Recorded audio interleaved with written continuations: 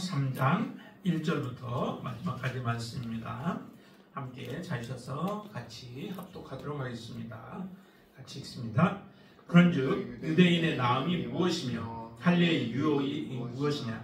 범사에 많으니 우선은 그들이 하나님의 말씀을 맡았음이니라. 어떤 자들이 믿지 아니하였으면 어찌하리요? 그 믿지 아니함이 하나님의 미쁘심을 패하겠느냐?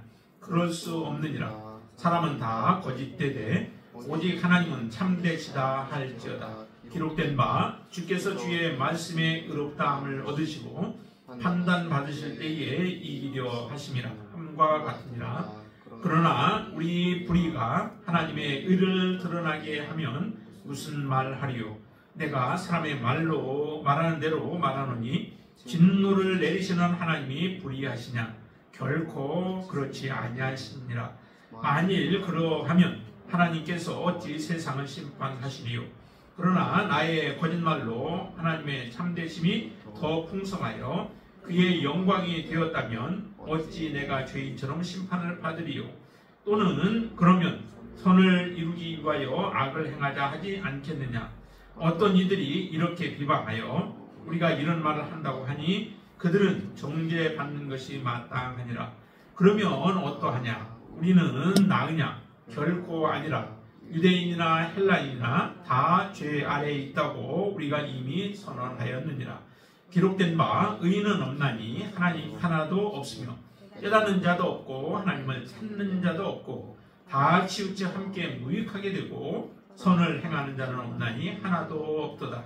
그들의 목구멍은 열린 무덤이요 그 혀로는 속임을 일삼으며 그 입술에는 독사의 독이 있고 그 입에는 저주와 악독이 가득하고 그 발은 피 흘리는데 빠른지라. 파멸과 고생이 그 길에 있어 평강의 길을 알지 못하였고 그들의 눈 앞에 하나님을 두려워함이 없느니라 함과 같으니라.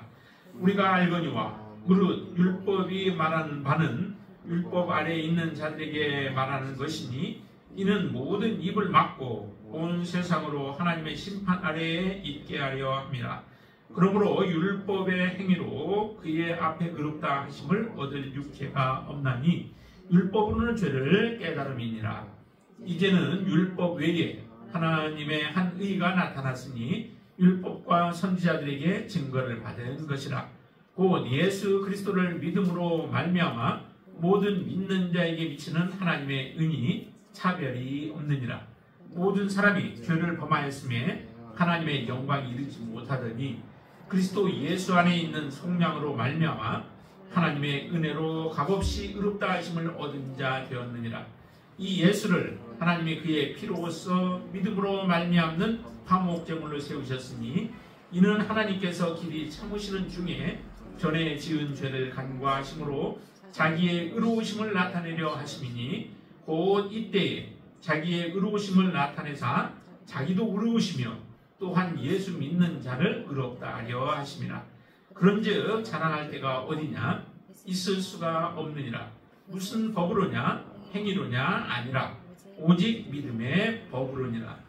그러므로 사람이 의롭다 하심을 얻는 것은 율법의 행위에 있지 않고 믿음으로 되는 줄 우리가 인정하노라. 하나님은 다만 유대인의 하나님이시냐? 또한 이방인의 하나님은 아니시냐? 진실로 이방인의 하나님도 되시느니라. 할례자도 믿음으로 말미암아 또한 무할례자도 믿음으로 말미암아 의롭다 하실 하나님은 한 분이시니라. 그런즉 우리가 믿음으로 말미암아 율법을 파기하느냐? 그럴 수 없느니라. 도리어 율법을 굳게 세우느니라. 아멘. 로마서는 크게 우리가 두 가지로 본다면은 일단은 하나님께서 우리 죄 가운데 있는 자들, 영원히 하나님의 심판 가운데 있는 자들이죠. 이런 자들을 살리시는 하나님의 놀라운 은총이 있었죠. 그게 바로 예수 그리스도 그분을 우리에게 보내주셨는데 그 표현으로는 이렇게 얘기합니다. 내가 하나님의 의가 나타났다라고. 하나님의 의가 이 세상에 들어오게 되어진 거죠. 죄가 세상에 들어왔던 것과 같은 모습이에요. 죄가 이 땅에 하나님 앞에 죄가 들어옴으로 인하여서 모든 사람이 죄 가운데 있었던 것과 같이 하나님의 의가 나타남으로 인하여서 그 의로 바로 우리가 구원을 받게 되어진 거죠. 마태복음에서도 그렇죠. 의의 왕이 오셨다라고 말씀을 하셨습니다. 그 의의 왕이 오셔서 우리로 하여금 의의 나라에 초청하셨던 것과 같이 이 로마서의 말씀을 통해서도 보면은 하나님께서 의가 나타나서 그 의를 이 세상에 보내주심으로 그 의가 바로 우리를 살리게 하시는 거죠. 그러면 이제 살림받은 하나님의 자녀들은 어떻게 해야 하는가라고 하는 것이 이제 그 다음부터 쭉 나오는 말씀들이 이제 그리스도 하나님의 자녀가 되었으면은 하나님이 원하시는 열매를 맺어가는 그 삶을 살라라고 말씀을 하시는 것입니다. 그렇게 보시면은 로마서 전체적인 그 큰 줄거리를 우리가 알 수 있습니다. 자, 오늘 본문의 말씀은 2장에 이어서 이제 계속 말씀을 하시죠. 2장에서는 이런 말씀을 하셨습니다. 할례가 무슨 의미가 있겠느냐? 유대인이라고 해서 표면적 유대인이 아니다. 실제적으로 이면적 유대인이 유대인이라는 거죠. 육신의 할례를 받은 것이 무슨 의미가 있겠느냐? 너희들이 육신의 할례를 받고 나서 만약에 율법을 어기게 되어진다면 그 육신의 할례가 굉장히 너희들이 자부심을 가지고 있고 자랑거리이지만은 실제적으로 하나님의 율법을 범하는 너희들에게 있어서는 아무 도움이 되지 않는다는 거죠. 그래서 실제적으로 하려면은 우리의 할례는 마음에다가 해야 된다는 거죠. 우리의 영에다가 해서 실제적인 그 할례를 행한 자들이어야 된다라고 하는 말씀을 주셨습니다. 그러자 사람들이 이제 유대인들은 그런 의문을 가질 것 아니겠습니까? 어떤 의문이냐면 1절과 같은 거예요. 1절 3장 1절 보세요. 그런즉 유대인의 나음이 무엇이며 할례의 유익이 무엇이겠느냐? 그렇다면 유대인이라고 하는 게 과연 무슨 의미가 있고 할례를 받았다라고 하는 것이 유대인들에게 있어서 어떤 유익이 있겠느냐? 아무 유익이 없지 않느냐? 실제적으로 그렇습니다. 보면은 실제적으로는 할례를 받았던 유대인이든 간에 실제 하나님 앞에 그들이 믿음으로 서지 아니한다면은 의미가 없는 거죠. 하나님을 배반하는 유대인들을 할지라도 그들은 구원이 없죠. 지금 실제적으로 유대인들도 아직 하나님을 제대로 예수 그리스도를 알지 못하고 있는 거잖아요. 그래서 오히려 예수님을 십자가에 못 박는 이런 일들이 일어났습니다. 이런 질문을 유대인들이 할 것이다 라고 하는 것을 알고 사도 바울은 이 말씀을 기록한 것입니다. 그래서 유대인의 나음이 무엇이고 할례의 유익이 무엇이냐라고 했을 때 아무것도 없는 것 같지만은 사도 바울은 이렇게 말씀하십니다. 2절을 같이 한번 읽습니다. 범사에 많으니 우선은 그들이 하나님의 말씀을 맡았습니다 라고 말씀합니다. 하나님의 말씀을 맡은 것이 이게 굉장히 큰 유익이라는 거죠. 하나님의 말씀을 다른 사람들은 하나님의 말씀을 보지도 못하고 듣지도 못했던 사람들이 많은데 유대인들에게 하나님의 말씀을 맡긴 것은 굉장한 유익이죠. 실제적으로 9장에서 가면은 유대인들에게 유익에 대한 부분들을 말씀을 하세요. 자, 한번 잠깐 보실까요? 9장에 한번 보시면 4절을 한번 보실까요? 같이 읽습니다. 9장 4절. 그들은 이스라엘 사람이라 그들에게는 양자됨과 영광과 언약들과 율법을 세운 것과 예배와 또 약속들이 있고 조상들도 그들의 것이요 라고 하는 이런 말씀을 하잖아요. 유대인들이 아브라함이 자기 조상이라고 하는 것에 대해서 큰 자부심을 가지고 있습니다. 그러니까 실제적으로 이방인들은 하나님을 아버지로 부를 수도 아버지로 부를 수도 없었고 예수 그리스도를 주라고도 부를 수 없는 자들이었잖아요. 구약에서는 거의가 하나님이 주신 말씀이 이방인들에게는 제외가 된 것으로 그렇게 보고 있고 또 유대인들도 그렇게 생각했던 거죠. 그렇기 때문에 이와 같은 그들이 실제 하나님의 양자가 되어지고 또 영광과 언약들을 받고 하는 이런 것들이 굉장히 큰 유익이죠.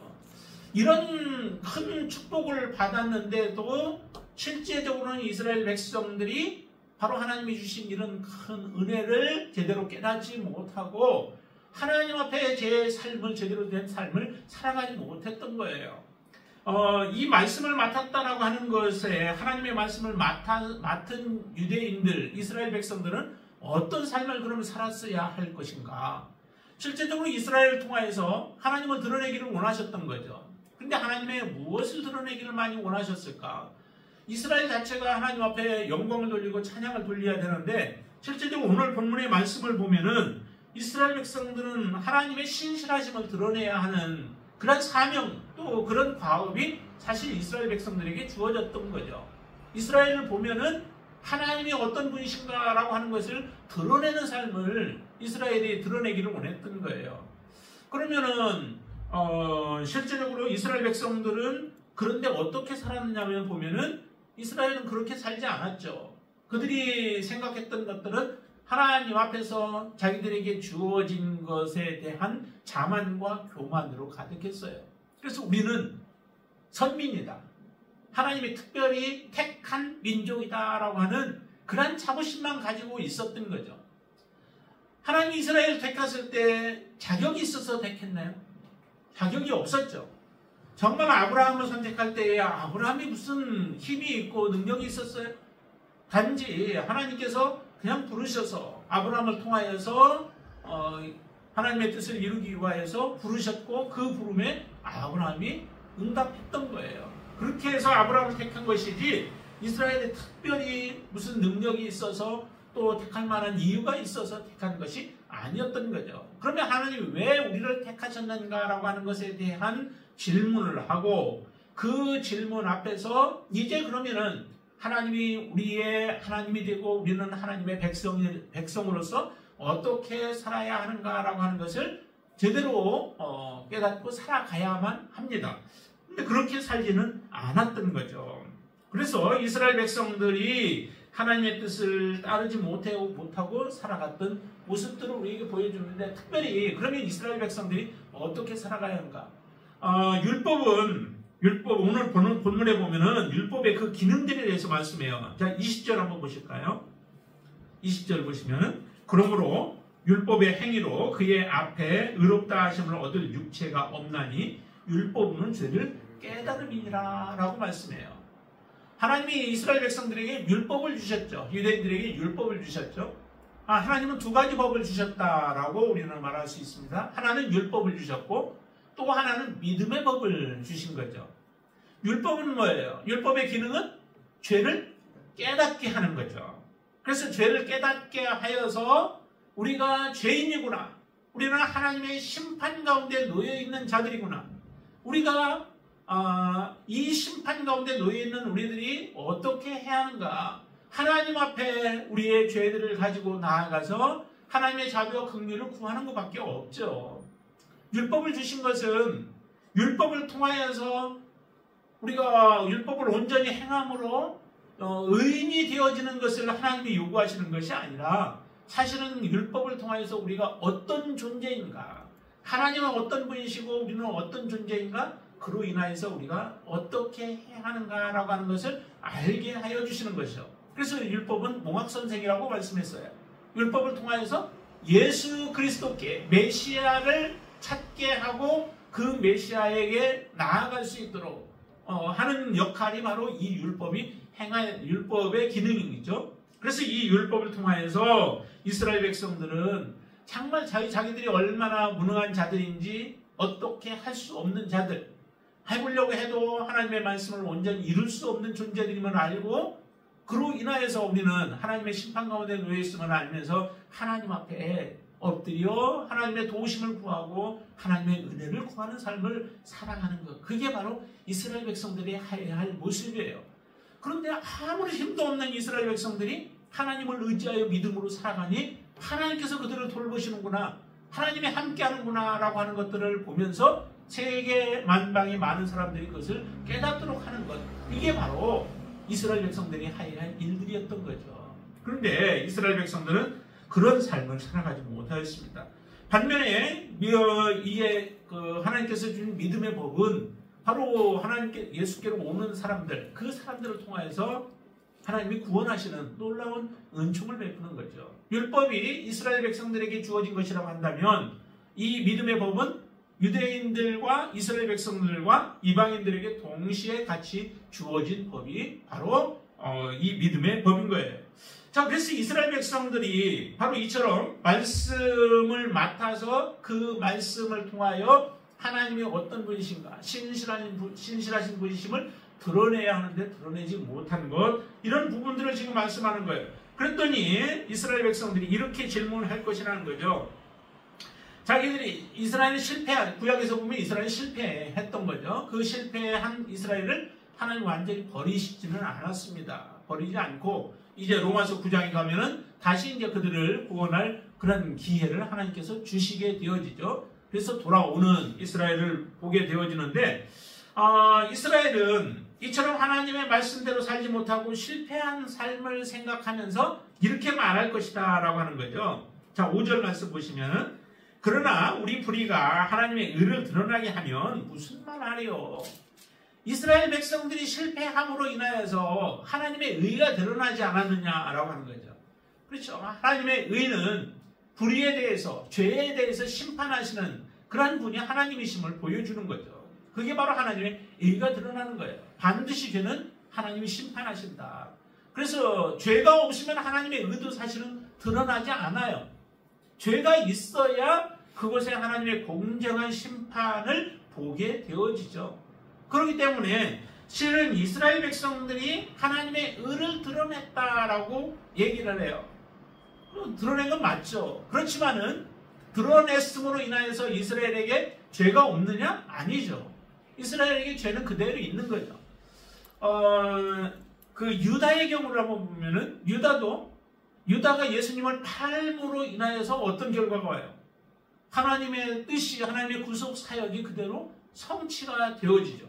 그러면 유다는 하나님의 구속 사역을 위하여서 크게 쓰임을 받은 거예요. 그렇다고 유다가 죄가 없느냐? 예수님은 그렇게 보지 않았어요. 오히려 내가 나아지지 않았으면 더 나았다라고 하시는 말씀을 하시는 모습을 보면은 우리가 아무리 하나님의 의를 드러냈다 할지라도 내가 악을 범함으로 불의를 행함으로 인하여서 하나님의 의를 드러내게 되면 그에 대한 심판은 반드시 이루어지게 되어지죠. 그래서 이스라엘 백성들이 이런 말로 자기를 합리화하려고 했던 거예요. 그러면서 하는 말씀이 6절에도 그러죠. 결코 6절에 이제 사도 바울이 얘기하죠. 결코 그렇지 아니하니라. 만일 그러하면 하나님께서 어찌 세상을 심판하리요? 하나님이 불의한 분이시라면 어찌 하나님께서 세상을 심판할 수 있는 그런 자격이 있겠느냐?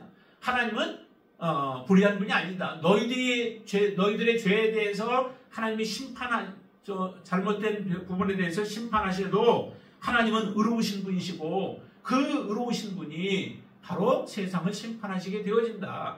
너희들이 말하는 것처럼 이렇게 얘기를 하죠. 7절.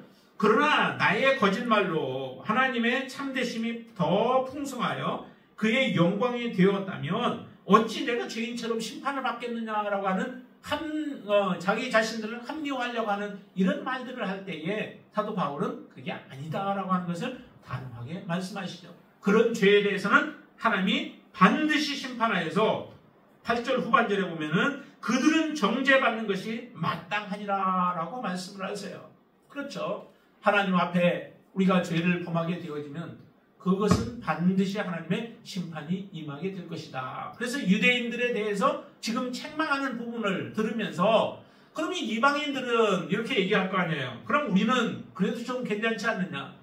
그렇죠. 지금 현재 와서 우리가 믿음의 법 안에 있는 하나님의 자녀들의 경우는 유대인들에 대해서 우리가 그렇게 말할 수 있죠. 참 저 어리석은 자들이다. 우리는 그래도 하나님의 은총으로 인하여 또 하나님께서 긍휼을 베풀어 주셔서 구원이 우리에게 왔으므로 유대인들보다 우리가 더 낫다라고 하는 그런 주장을 하게 되어지죠. 그렇죠. 그렇지만은 하나님 앞에 우리가 하나님을 믿기 이전에 우리의 모습은 동일한 존재들이었다라고 하는 거예요. 유대인이나 또 이방인이나 동일하게 모든 사람들이 죄 아래에 있어서 여기에 말씀하시는 것처럼 의인은 없나니 하나도 없다는 거예요. 유대인이든 이방인이든 의인은 아무도 없다. 이 의인이 없음으로 인하여서 필요한 게 누구냐면은 바로 메시아가 그래서 필요한 것이죠. 의인은 하나도 없고 깨닫는 자도 없고 하나님을 찾는 자도 없다는 거예요. 스스로 찾아서 하나님 앞에 나아간 사람이 아무도 없죠. 때로는 우리가 그렇게 말하는 사람이 있어요. 내가 하나님 앞에 교회를 스스로 나왔다라고 얘기하면서 말할지 모르지만 그것도 스스로 나온 게 아니죠. 하나님께서 그의 마음에 감동을 주고 그 감동에 의해서 하나님 앞에 나온 것이지 스스로 찾아갈 수 있는 사람은 아무도 없다는 거예요.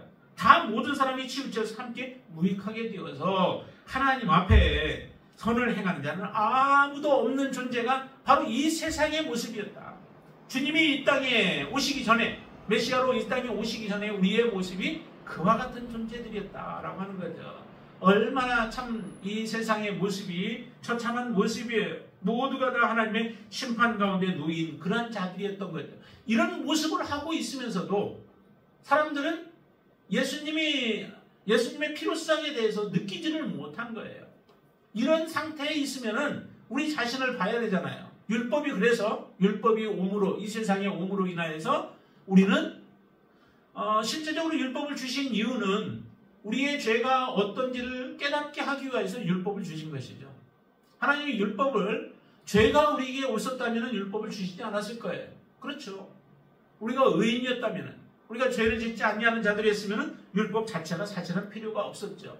우리는 하나님 앞에 심판받아야 할 자들임을 그대로 우리에게 알게 하시기 위해서 율법을 주셨고 그 율법을 통하여서 이스라엘 백성들이 먼저는 하나님 앞에 우리의 존재가 이런 존재이다. 그러기에 하나님의 도우심과 하나님의 은혜와 하나님의 돌보심과 하나님의 역사가 있어야만 우리는 살 수 있다라고 하는 것을 실제적으로 보여줘야만 했던 것입니다. 그런데 그런 것을 행하지 못했죠. 자, 19절 같이 한번 읽어볼까요? 자, 같이 읽습니다. 우리가 알거니와 무릇 율법이 말하는 바는 율법 아래에 있는 자들에게 말하는 것이니 이는 모든 입을 막고 온 세상으로 하나님의 심판 아래 있게 하려 함이라. 하나님의 심판 아래 있게 한다는 것이 하나님의 심판이 임할 존재들임을 우리가 알게 하는 것, 그리고 우리는 죄인들이라고 하는 것, 이것을 알게 하시는 것이 바로 율법이 말하는 바라라고 하는 것입니다.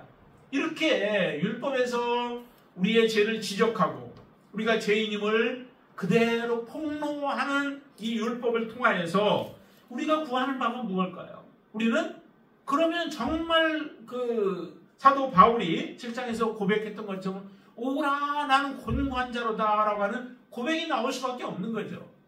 내 자신을 알면서도 떳떳하게 우리가 하나님 앞에 설 수 있는 자가 아무도 없습니다.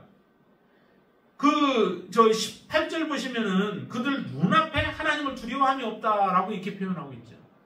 그들은 하나님을 두려워하지도 않는다는 거예요. 죄가 있는데도 죄를 알지 못하기 때문에 그래요. 죄를 보지 못하기 때문에 그래요. 스스로 자기 자신을 볼 수 있는 능력이 그들에게는 없는 거죠. 그래서 율법이 필요했던 것입니다.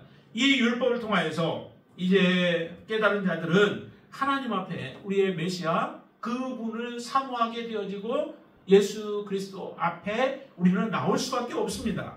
그래서 하나님은 이렇게 선포하셨습니다. 21절입니다. 우리 같이 읽습니다. 이제는 율법 외에 하나님의 한 의가 나타났으니 율법과 선지자들에게 증거를 받은 것이라. 하나님의 한 의, 그 하나님의 한 의가 무엇일까요? 그 하나님의 한 의는 곧 율법과 선지자들의 증거를 받은 것, 그게 하나님의 한 의죠. 근데 그 하나님의 의를 또 이렇게 표현하죠. 22절에 예수 그리스도를 믿음으로 말미암아 모든 믿는 자에게 비치는 하나님의 의니 차별이 없다. 이게 복음을 얘기하는 거예요. 예수 그리스도를 얘기하고 복음을 얘기합니다. 예수 그리스도가 하나님의 의로 이 땅에 오셨던 거예요.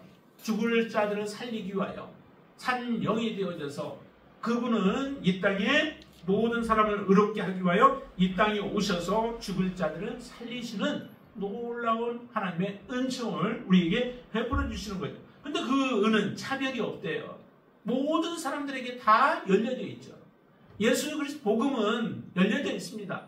당시에 그 율법의 경우는 특별히 유대인들 안에 갇혀져 있었던 거죠. 유대인들이 이제 잘못 해석한 부분들이 있지만은 그래서 이 율법은 유대인들 자기들에게 주어진 것으로 알지만은 하나님의 이 차별 없는 복음은 모든 사람들에게 열려져 있어요. 그래서 이방인이나 헬라인이나 유대인이나 차별이 없습니다. 모든 사람에게 다 열려서 누구든지 그들은 이제 믿음으로 말미암아 구원을 받게 되어지는 것입니다. 저와 여러분들도 바로 믿음으로 말미암아 이 놀라운 하나님께서 우리에게 보내주신 하나님의 의를 우리는 받아들임으로 구원받은 하나님의 자녀가 되어진 거예요. 그래서 이렇게 말씀하십니다. 우리의 이전의 모습은 23절과 같은 모습이었죠. 모든 사람이 죄를 범하였음에 하나님의 영광에 이르지 못하다니. 영광에 이르지 못한다라고 하는 말을 다른 말로 한다면 우리가 의롭게 되지 못하였다라고도 말할 수 있어요. 의로운 자가 아무도 없었던 거죠. 우리 노력은 하지만은 모든 사람이 죄를 범하여서 노력을 할지라도 하나님의 영광에 이르지 못하여 모든 사람이 그 죄 가운데 심판 가운데 놓여 있는 자들이었다. 이런 사람들에게 24절 같이 읽습니다. 그리스도 예수 안에 있는 속량으로 말미암아 하나님의 은혜로 값없이 의롭다 하심을 얻은 자 되었느니라. 여러분들이 의인이 되었다는 거죠. 누구로 말미암아? 예수 그리스도로 말미암아 우리가 의인이 되었습니다. 의롭다함을 받는 자가 되었습니다. 그것도 우리의 대가로 노력으로 아니라 하나님의 은혜로 값없이 우리 모든 사람들이 은혜로 바로 구원을 받은 하나님의 자녀들이라는 거죠.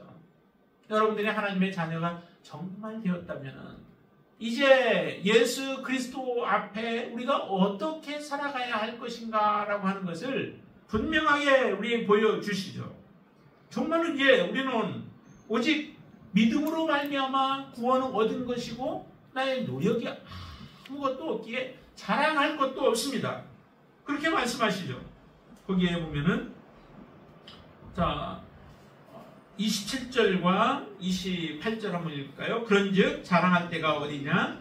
있을 수가 없느니라. 무슨 법으로냐? 행위로냐? 아니라 오직 믿음의 법으로니라. 그러므로 사람이 의롭다 하심을 얻은 것은 율법의 행위에 있지 않고 믿음으로 되는 줄 우리가 인정하노라.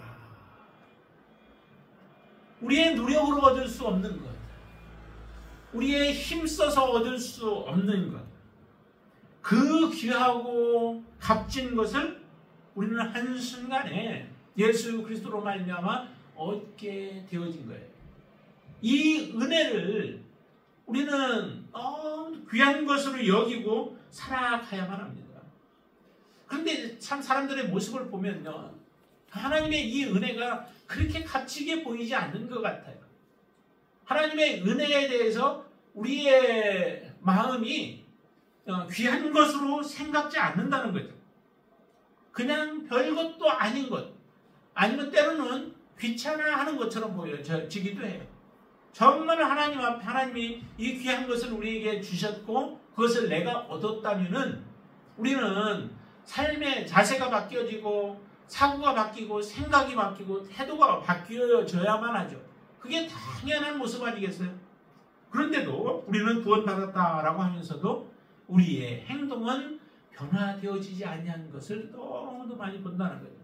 우리의 태도, 우리의 자세들, 이런 모습들을 우리는 참 많이 보게 되어지는데 정말 다시 한번 우리가 깊이 생각해야 돼요. 하나님의 말씀 앞에 서면서 우리는 어떤 자세로 하나님을 섬기고 있는가, 얼마나 귀한 것으로 생각하며 하나님을 섬기고 있는가라고 하는 것을 다시 한번 보게 되어지는데요. 자, 여기에 이렇게 우리가 믿음으로 구원을 얻었다면은 이제 우리는 하나님 앞에 하나님께서 원하시는 대로 이스라엘 백성들이 행하지 못하였던 것처럼 이스라엘 백성들이 실패한 인생이었다면은 이제 우리는 우리 안에 특별히 성령께서 예수 그리스도께서 함께 하심으로 인하여서 우리는 하나님의 말씀을 더 온전히 이룰 수 있도록 하나님 그렇게 역사하셨죠.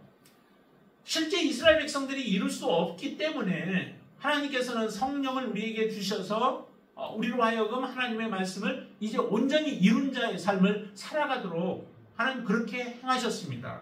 여러분을 그렇게 살아갈 수 있게 하나님은 하셨습니다. 우리의 마음 가운데 하나님의 나라가 얼마나 차지하고 있는가, 얼마나 하나님의 나라를 사모하며 또 예수 그리스도를 우리가 사랑하며 살아가는가에 따라서 우리는 그렇게 살아낼 수도 있고 살지 못할 수도 있습니다. 여러분들은 능히 그렇게 살아낼 수 있는 하나님의 자녀들인 줄로 믿습니다.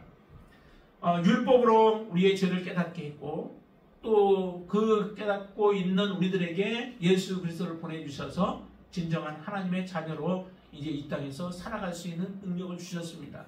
우리 스스로 겉으로만 내가 그리스도인이라고 하는 그런 모습만 보이는 것이 아니라 실제 우리가 예수의 자녀 또 예수 그리스도를 온전히 믿는 하나님의 믿음의 자녀로 서서 하나님을 섬길 수 있게 되길 바랍니다. 하나님이 베풀어 주신 그 놀라운 은혜를 다시 한번 생각하며 우리 31절 말씀 한번 같이 읽어볼까요? 그런즉 우리가 믿음으로 말미암아 율법을 파기하느냐? 그럴 수 없느니라. 도리어 율법을 굳게 세우느니라 라고 말씀하십니다. 우리가 믿음으로 구원을 얻었다라고 하니까 이 율법은 의미가 없는 것으로, 율법은 이제 다 폐기해도 되는 것으로 생각을 한다는 거죠. 예수님도 그렇게 하시지 않았죠.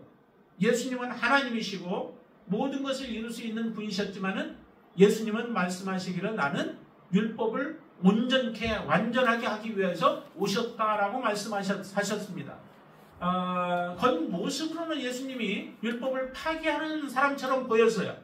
유대인들이 예수님을 잘 받아들이지 않는 것 중에 한 가지도 뭐냐면은 예수님이 율법을 파기한 자처럼 보였던 거죠.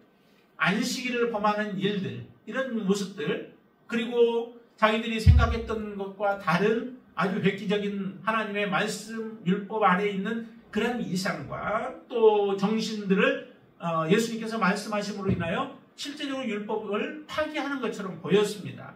그렇지만 예수님은 그런 분이 아니셨죠.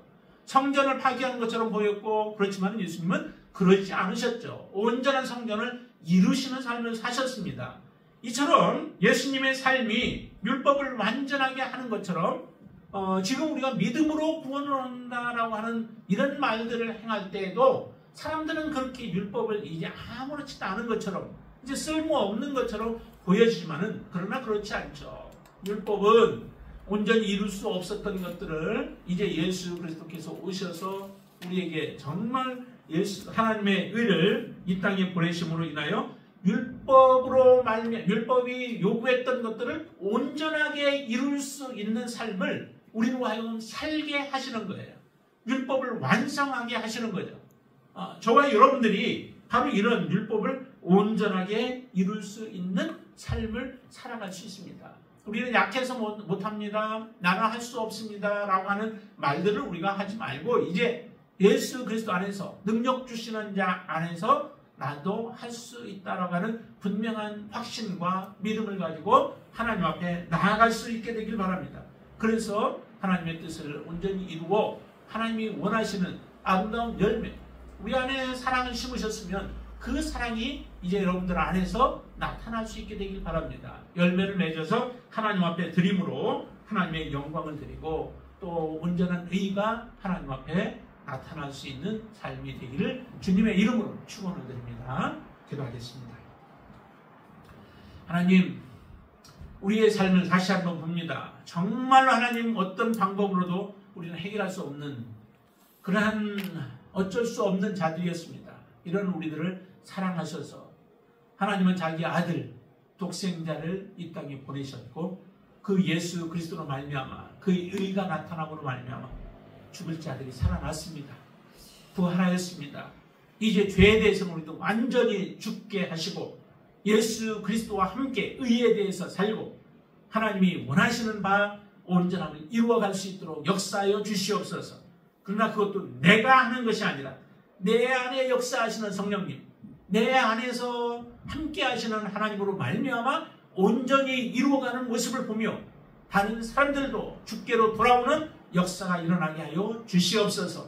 이제 우리는 할 수 없다고 하는 것이 아니라 이제 그리스도 안에서 내게 능력 주시는 자 안에서 나도 모든 것을 할 수 있음을 고백하며 믿음의 삶을 살게 하여 주시옵소서. 예수님의 이름으로 간절히 기도드리옵나이다. 아멘.